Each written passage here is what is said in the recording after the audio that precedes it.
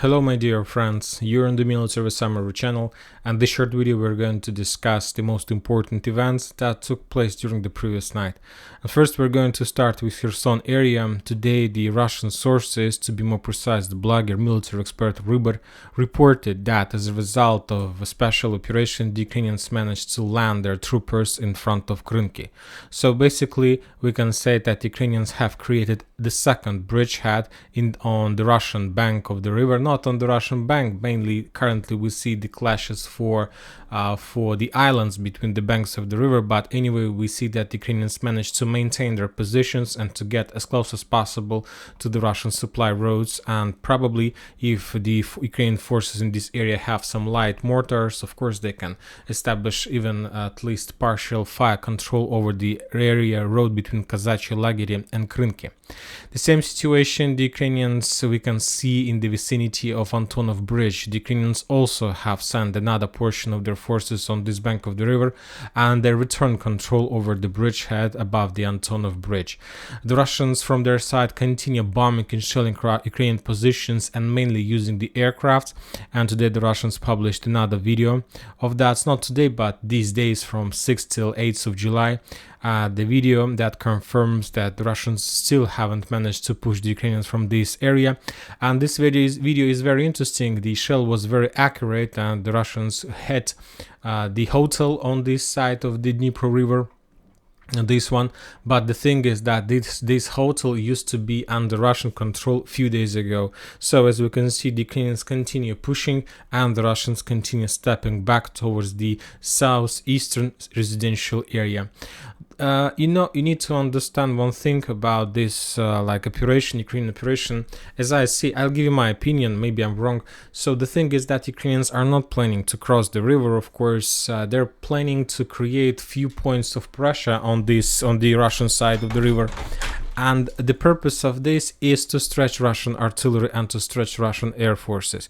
You know that no matter how many artillery forces and aircraft forces the Russians have, anyway, if Ukrainians are able to create another point of pressure, the Russians are forced to stretch their own forces. And of course, because of appearing and creating of a new pressing point in the vicinity of Krynki, now the Russians, let's say, need to give to this this front line another Grad system, another aircraft Su-34 or Su-35, another let's say I don't know, howitzer, to pin down the Ukrainians and to attack them and to reduce their number of the forces that have landed on this bank of the river. So this is the main purpose. Imagine yourself if Ukrainians somehow are able to create another points of pressure somewhere in this area, on these islands. This will lead to another episode of stretching of Russian forces. They will be forced to move another Su-35, another artillery system in this area, and from this perspective they will have to pin down the Ukrainians on this bank of the river. So this is the tactic of the Ukrainians. They're just creating the pointing of pressure with one purpose: to stretch Russian forces and to reduce the pressure and to reduce the defense power of Russian artillery systems on Zaporizhzhia and Avdiivka tactical bridgeheads. Now we're moving to Piatykhatky area, and as we discussed in the previous videos, as I suggested, as I let's say projected, as a result of fierce fightings and very fierce storming operations from the Ukrainian side, the forces of 128th Mountain Assault Brigade were completely defeated and were completely collapsed, and the Ukrainian commanders, as we discussed, took a decision to move this brigade from the combat line from Piatykhatky in direction of the mainland. I'm not sure which forces will replace this 128th Mountain Assault Brigade, but the thing is that according to the Russian sources, the Ukrainians have left Piatykhatky completely. So there are no more Ukrainian infantry or Ukrainian troopers in this small settlement. I can't tell you that the Russians have already entered the settlement and recaptured the lost positions. I can't tell you this. I believe that the Russians, if the Russians even are going to do this, they will do it very slowly, because I believe the Ukrainians have left there a lot of surprises for the Russians. But the fact is as following: the Ukrainians moved their 128th Brigade to the mainland for regrouping and they left Piatykhatky completely.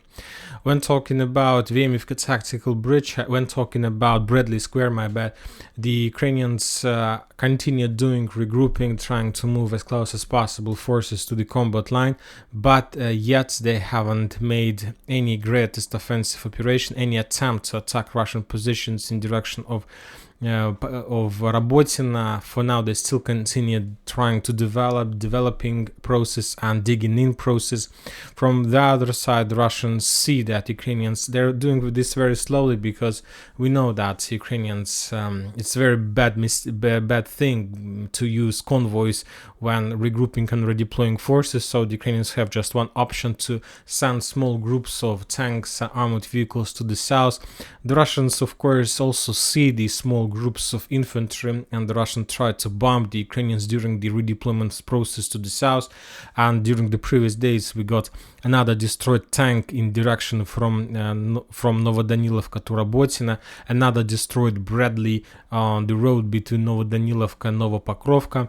And also the Ukrainians continue to develop the bridgehead, the area of attack, trying to increase and create as much as possible like pressure points. And the Ukrainian forces on the east of Maltakmachka started restoring and repairing the bridge that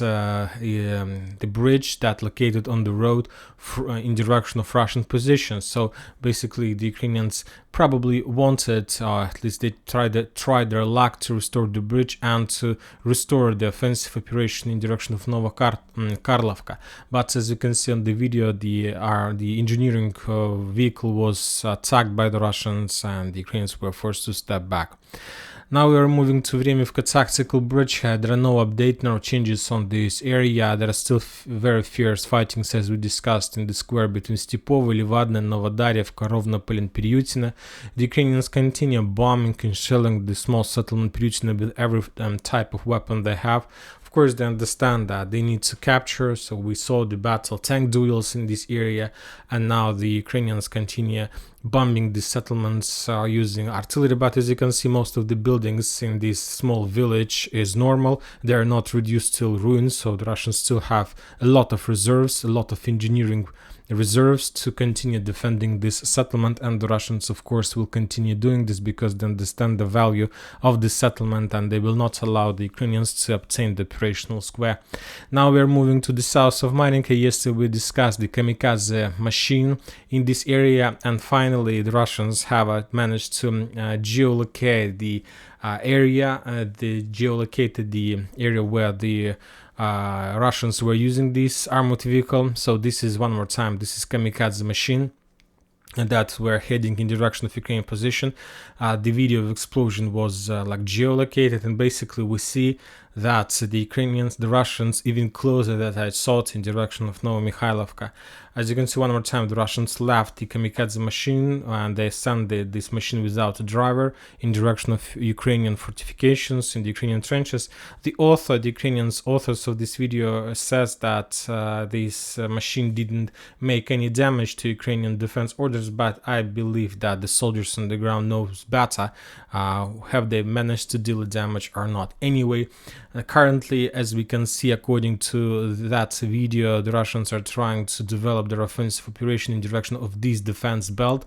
And as you can see, this is, let's say, the last before the final defense belt in front of Novomykhailivka. So basically, that attack, the purpose of that attack was to develop the bridgehead, and to capture this small square of forest line.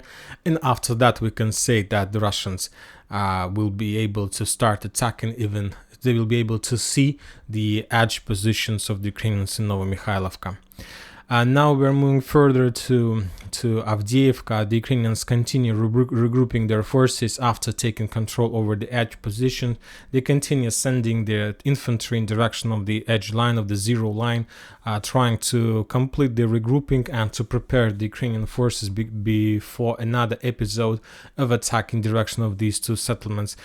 From the other side, we haven't received any updates from the Russian sources of any attempts to attack the Ukrainian positions in in the fortifications between Kamyanka and Krutaya Balka, because we know that when talking about the Russians, this is the main purpose, this is their main goal on this territory. But for now, we haven't received any updates from any attempt from the Russians to attack.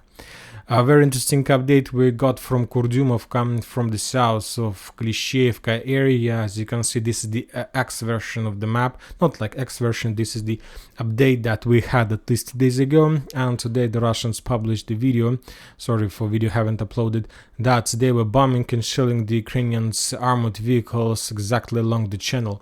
So basically that means that Ukrainians during the previous days of counteroffensive managed to establish control over entire area on the Ukrainian side of this channel, and currently the Russians are no longer have any positions on the Ukrainian side of the channel. The channel is completely under Ukrainian control. This is the thing I'm trying to tell you. There were no updates about Klishchiivka. After a few days of fierce fighting, the Ukrainians were completely defeated and having heaviest losses. They were forced to step back towards the forest line that shaped the Klishchiivka from the northwest and from the southeast.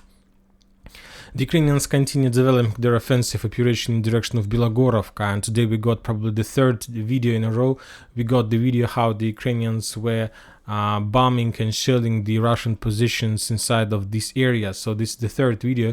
The first two we were using as the evidence that the Russians control this territory, and currently as I understand that the Russians, yes, maybe they control this territory, but the Ukrainians probably want to return back this territory and to maintain the gray zone and to maintain the bridgehead and to force the Russians to step back. So currently this is the most focusable area of the Ukrainian offensive operation. When talking about the area between on Lyman frontline, the Russians during the previous night made few attempts to attack in direction, let's say in this small salient in direction of the Zhiribyanka river, and there was a video of Russian tanks who were trying to attack, and basically as you can see on this video, this attempt at least was failed. The Russians lost a few armored vehicles, and also this tank while going back got on mine that probably was established by the Ukrainians. And as you can see, this is like small, let's say T-72 Russian armored vehicle square in this area. So, and this was a failed attempt to attack Russian-Ukrainian positions. And during the previous night, the Russians published the video during the previous day how they destroyed the Ukrainian radar on the western bank of Oskol River that Ukrainians were using to discover and to see Russian artillery systems, Russian aircrafts, and so on. So today is the 8th of July, just a few days left before the NATO summit. Today the United States of America announced about another military aid, and according to this military aid, the Ukrainians are going to get 32 Bradleys, 32 Strikers, and the military experts are saying that this number of armored vehicles will replace the armored vehicles that were lost during the first phase of special offensive operation. As we can see, according to this aid, the Ukrainians are not going to get tanks, so that's why that means that the Western countries are not going to replace the Ukrainian tanks. Also, the Ukrainians will get the shells and missiles for HIMARS and Patriots. They're going to get the AIM-7 missiles for air defense. They're going to get Stingers and Javelins. They're going to get 31 Howitzer 150 millimeters. They're going to get 150 millimeters shells. They're going to get equipment, demining equipment, and they're going to get 27 let's say engineering equipment for evacuation and repairing of the armored vehicles, and of course the bullets for machine guns and automats and so on. So as you can see, this is not the thing that we were expecting.